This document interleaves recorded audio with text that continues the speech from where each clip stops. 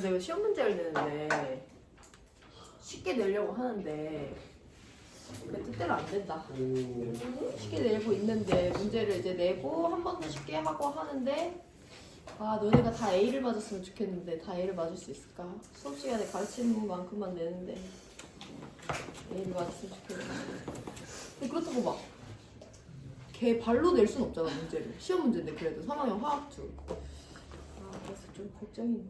우리 오늘 이제 여기 물질의 세 가지 상태와 용액이에요. 그래서 물질의 세 가지 상태에 대해서 배우고 있는데 일단 첫 번째 기체 배웠고 그 다음에 분자 사이의 상호작용 잠깐 배운 다음에 두 번째로 액체 배우고 이제 오늘 고체예요. 고체가 이제 너네가 초등학교 때부터 물질의 세 가지 상태는 고체, 액체, 기체다라고 배워왔는데 고체에 대한 성질을 화원에서도 구체적으로 다룬 적이 없어서 고체에 대해서 뭐가 필요한지 배워볼 건데 교과서 28, 29, 30, 31페이지 4페이지에 거쳐서 우리가 배울 건데 28, 29페이지는 화원에서 배웠던 3단원 화학결합 내용이 있어서 이해하기 쉽고요. 30, 31페이지는 여태까지 배운 적 없고 매우 새로운 내용이 들어가기 때문에 오늘 일단 28, 29 배우고 문제 풀고 30페이지에서 등장하는 용어만 몇 가지 도입하고 오늘 수업 마무리합니다. 그래서 고체가 알고 있잖아 너네. 고체, 액체, 기체 중에 고체는 입자 사이의 거리가 가깝고 매우 규칙적인 물질 상태를 고체라고 하죠. 그래서 얘네들은 되게 스트릭트한 구조이기 때문에 설명할 수 있는 것이 매우 명료하고 간결해요. 그래서 고체에 대해서 한번 보고 고체의 종류를 나눠볼 건데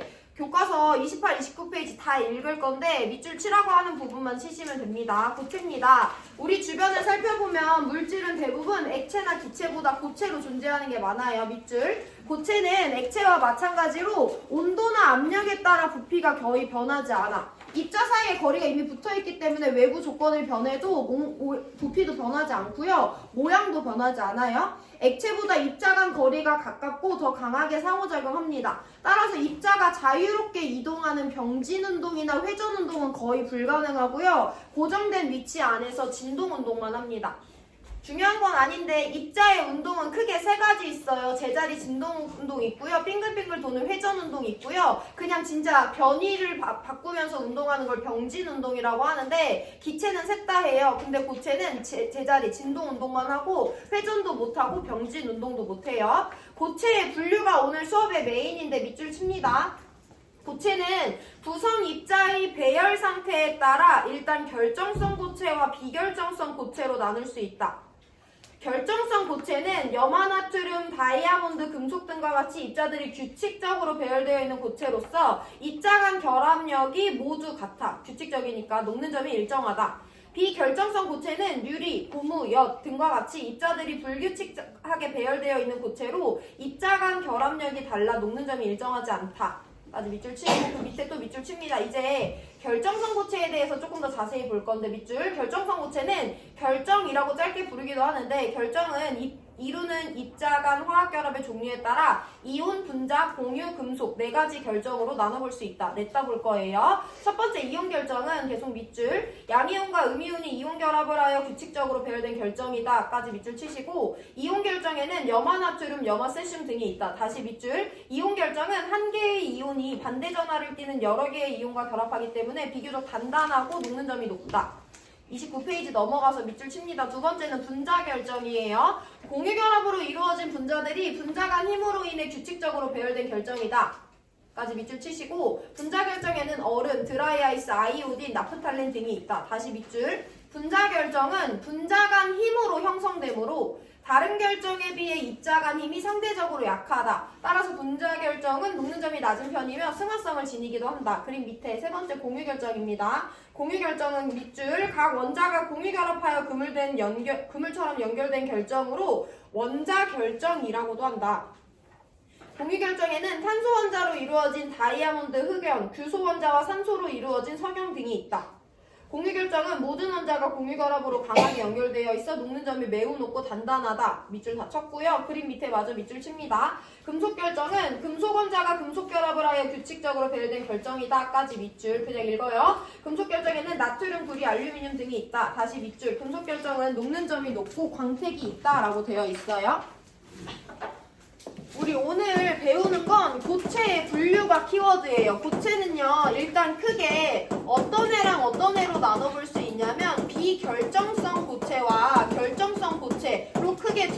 식으로 나눠볼 수 있고요. 이들을 나누는 기준은 우리 방금 전에 밑줄 쳤지만 입자 간의 거리가 규칙적으로 떨어져 있나 아니면 불규칙적인가요? 그러니까 고체가 입자 사이의 거리가 가깝고 이런 식으로 배열되어 있으면 가까우면서 일단 거리도 다 똑같고 규칙적으로 배열되어 있는데요. 입자 사이의 거리가 가까운 건 맞고 나름대로 규칙이 있는 것도 맞는데 얘네들 사이의 거리가 다 가지각색이야.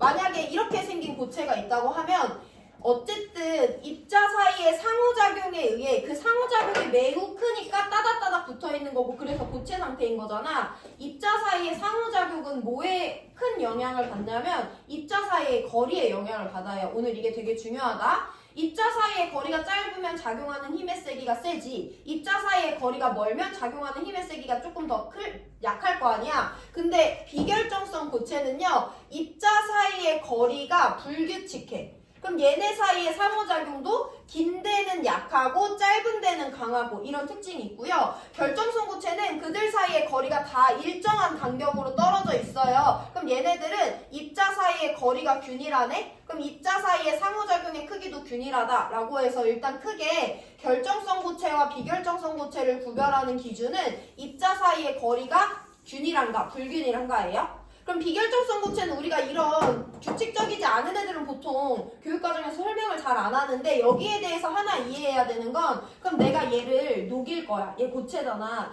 얘를 녹이려면 내가 뭐를 가해서 열을 가해서 뭐를 끊어줘야 돼. 분자 사이의 상호작용, 입자 사이의 상호작용을 끊어줘야지 조금 더 유동적인 액체가 되잖아. 근데 내가 얘를 가열을 할 건데 여기는 약하고 여기는 세. 그럼 가열할 때 둘 중에 누가 먼저 끊어져? 약한 애가 먼저 끊어지고 그럼에도 불구하고 열을 가하면 센 애가 끊어지잖아. 그래서 얘는 뭐라고 표현하냐면 아무리 가열해도 입자 사이의 상호작용이 비교적 약한 데도 있고 강한 데도 있기 때문에 얘가 먼저 끊어지고 그 다음에 얘가 끊어지죠. 녹는 점이 일정하지 않아요. 5도씨에서 녹다가 10도씨에서 녹다가 하는 거야. 그래서 같은 물질 안에 있다고 하더라도 끊어지는, 녹는 것은 여기가 먼저 녹고 나중에 여기가 녹고 부분적으로 녹기 때문에 일정한 녹는 점으로 나타나지 않아요. 자, 그럼 비결정성 고체에 대해서 알고 있어야 되는 것만 정리하고 넘어갈 건데 비결정성 고체는 우리가 방금 밑줄 쳤던 내용 그대로 입자들이 불규칙하게 배열되어 있는 고체를 비결정성 고체라고 하고요. 녹는 점이 일정하지 않아요. 이 두 가지 특징에다가 마지막으로 뭐 알고 있어야 되냐면 비결정성 고체의 예시 알고 있어야 돼요. 유리, 고무, 엿 이런 것들이 우리가 일상에서 볼 수 있는 대표적인 비결정성 고체 중에 하나다. 유리 고체죠? 고무도 고체예요? 엿도 고체야. 근데 얘네들을 그 안에 자세히 들여다보면 입자들의 배열이 불규칙해요. 그래서 녹는 점이 일정하지 않다라는 거 알고 계시면 됩니다. 여기까지예요. 녹는 점이 일정하지 않은 이유는 입자 사이의 배열이 불규칙하기 때문이다 라는 거 설명하시고 더 중요한 것은 비결정성 고체의 예시가 일상에 뭐가 있는가 알고 계시면 됩니다. 자, 그럼 결정성 고체는 비결정성 고체와 다르게 입자 사이의 배열이 규칙적이야. 그래서 녹는 점이 일정하게 나타나겠죠. 그래서 우리가 결정성 고체에 대해서는 다양한 내용을 설명을 할 건데 결정성 고체는 일단 한 번 더 분류가 있어요. 분류 단계가 4단계가 있는데 방금 밑줄 친 애들 보면 일단은 이온 결합에 의해 만들어진 결정성 고체인 이온 결정, 금속 결합에 의해 만들어진 결정성 고체인 금속 결정이 있고요. 그 다음에 공유 결합에 의해 만들어진 결정성 고체는 두 가지 특징으로 나타나요. 해서 세 번째 분자 결정 한번 볼 거고요. 마지막에 우리 교과서에 공유 결정으로 표현되어 있는데 수능에서는 공유 결정보다는 원자 결정이라는 표현을 더 많이 쓰긴 하거든요. 어쨌든 공유 결정에 대해서 한번 살펴볼 거야. 일단 얘네 넷은 다 다른 이름이긴 하지만 어떤 공통점이 있다. 결정성 고체이기 때문에 입자의 배열이 규칙적인 것은 똑같아요. 이온 결정은 우리가 이미 배운 거야. 이온 결합에 의해 만들어진 고체를 이온 결정이라고 해요. 그럼 이온 결합은 누구와 누구 사이의 정전기적 인력이야? 양이온과 음이온 사이의 정전기적 인력이죠. 그래서 양이온과 음이온이 강한 정전기적 인력으로 결합해. 근데 이때 항상 이온은 한 쌍으로 존재하는 게 아니라 양이온은 음이온을, 음이온은 양이온을 다 둘러싸고 있죠. 그래서 이온 결정의 구조는 이처럼 생겼다라는 거 설명할 수 있었어야 돼요. 자, 그럼 내가 이제 제도 녹는 점을 봤으니까 결정성 고체에서도 녹는 점을 한번 볼 건데 이렇게 생긴 이온 결정이 있어. 내가 얘를 녹일 거야. 그럼 이제 에너지를 가하잖아. 그래서 누가 끊어져야지? 양이온과 음이온 사이의 인력이 일부가 끊어져야지 뭐가 된다? 액체 상태가 된다는 거야. 그럼 여기서 대답을 할 수 있어야 되는데 이온 결정을 녹이기 위해서 끊어줘야 되는 인력이 뭐야? 양이온과 음이온 사이의 정전기적 인력이죠. 그거 우리 뭐라 부르냐면 이온 결합이거든요. 얘를 녹이려면 이온 결합이라는 화학 결합을 일부 끊어줘야 돼요. 그걸 먼저 짚어보시고, 자, 금속 결정으로 갑니다. 금속 결정은요, 금속 결합이라는 화학 결합에 의해 만들어진 결정성 고체를 금속 결정이라고 합니다. 금속 결합은 누구랑 누구 사이의 결합이야? 일단 금속 원자로 이루어져 있죠. 근데 금속 원자는 각각 자기가 갖고 있는 원자가 전자를 버리고 싶어. 근데 내 주변에 비금속이 없어. 그럼 나는 전자를 누구한테 버릴 수 있어, 없어? 버릴 수는 없어요. 대신 내가 갖고 있는 원자가 전자는 내가 그렇게 좋아하는 애가 아니기 때문에 내가 구속하지 않아. 해서 얘네들이 갖고 있던 원자가 전자는 누구한테 구속되지 않은 상태로 자유전자 상태로 돌아다닙니다. 해서 특정 금속 양이온과 얘가 버린 자유전자, 금속 양이온과 자유전자 사이에 정전기적 인력에 의한 화학결합을 금속결합이라고 한다고 했어요. 자, 내가 이렇게 생긴 금속결합에 의해 형성된 결정성 고체를 녹이고 싶어. 그럼 나 이제 뭐 해야 돼?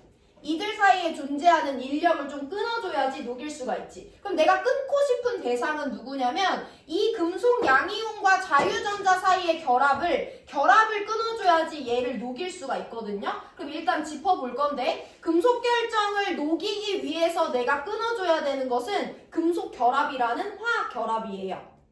자, 그럼 이걸 누구랑 구별해 볼 거냐면 분자 결정이랑 구별해 볼 건데 분자 결정은 어떤 애들이냐면 공유 결합에 의해 만들어진 분자가 결정성 고체의 형태로 존재하는 거야. 대표적인 예시로 누가 있냐면 우리 이전 단원에서 배웠던 물이라는 분자도 분자 사이의 수소 결합을 통해서 규칙적인 육각형 고리 구조를 만드는 얼음이 될 수 있죠. 그럼 얘도 공유 결합에 의해 만들어진 분자인데 고체 상태로 존재하니까 이런 애들을 우리는 분자 결정이라고 부릅니다. 얘를 구별해야 되는데 얘들아, 이 분자 결정인 얼음을 내가 녹일 거야. 그럼 이들 사이에 작용하는 인력을 끊어줘야 되죠. 내가 끊어줘야 되는 건 뭐를 끊어줘야 돼? 수소와 산소 사이에 공유 결합을 끊어줘야 녹이는 거야? 수소와 산소 사이에 수소 결합을 끊어줘야지 내가 녹이는 거야? 수소 결합이야. 공유 결합 끊는 거 아니죠? 수소 결합은 화학 결합이야? 분자 간 힘이야? 분자 간 힘이야. 그럼 내가 이온 결정을 끊을 때는 양이온과 음이온 사이의 정전기적 인력인 이온 결합 그 자체를 끊어줘야 돼요. 금속 결정을 녹일 때는 금속 양이온과 자유전자 사이의 정전기적 인력인 금속 결합이라는 화학 결합을 끊어줘야 돼. 분자 결정을 녹일 때는요, 그들 사이에 존재하는 공유 결합이라는 화학 결합이 아니라 수소 결합 아니면 분자 간 상호작용을 끊어줘야 돼. 당연히 누가 더 끊기 어렵겠어. 그 물질의 토대를 이루는 화학 결합은 끊기 되게 어려워요. 누구에 비해? 공유 결합이 아니라 분자 사이에 상호작용하는 힘에 비해서. 그걸 구별을 해줘야 돼. 이온 결정과 금속 결정은 녹이기 위해서는 화학 결합을 끊어줘야 되는데 분자 결정을 녹이기 위해서는 분자 간 상호작용을 끊어줘야 돼요. 또 다른 예시 한번 볼 건데 H2O 말고 CO2 가지고 와볼게. 너네 아이스크림 사면 드라이 아이스랑 같이 넣어주잖아. 그거는 이렇게 생긴 CO2 애들이 규칙적으로 배열되어 있는 드라이 아이스라는 물질을 넣어주기 때문이에요. 내가 얘를 녹일 거야. 규칙적으로 배열되어 있고 분자니까 얘 분자 결정이라고 불러주면 되죠. 얘를 녹일 거야. 그러면 내가 끊어줘야 되는 건 탄소와 산소 사이의 공유 결합이야. 이산화탄소와 이산화탄소의 사이에 작용하는 분산력이야. 분산력을 끊어줘. CO2를 녹인다는 건 CO2 리퀴드를 만든다는 거지 CO2를 녹인다는 게 탄소랑 산소 원자로 분해한다는 말이 아니죠. 그래서 내가 분자 결정을 녹일 때 끊어줘야 되는 것은 에너지를 가해서 끊어줘야 되는 건 CO2 안에 존재하는 공유 결합이 아니고요. CO2와 CO2 분자 사이의 상호작용인 분산력을 끊어주는 거야. 그러면 내가 아까 강조했는데 어떤 입자와 입자 사이의 상호작용의 크기는 그 입자가 얼마나 떨어졌는지에 따라 결정이 돼요. 되게 작은 이온과 이온 사이의 거리야. 되게 작은 이온과 더 작은 전자 사이의 거리야. 이미 원자 덩어리인 분자와 원자 여러 개로 섞인 분자 사이의 거리야. 얘네 셋 중에 누가 당연히 제일 멀어? 얘가 제일 멀잖아. 얘는 원자 사이의 거리가 아니라 원자 덩어리와 원자 덩어리 사이의 거리잖아요. 그래서 얘는 비교적 끊기 쉬워요. 비교적 끊기 쉽다는 건 녹이기 쉽대 어렵대? 쉽대. 그럼 녹는 점이 높대 낮대? 낮다는 거야. 해서 이온 결합에 의해 만들어진 결정성 고체, 금속 결합에 의해 만들어진 결정성 고체, 공유 결합에 의해 만들어진 결정성 고체인 이온 결정, 금속 결정, 분자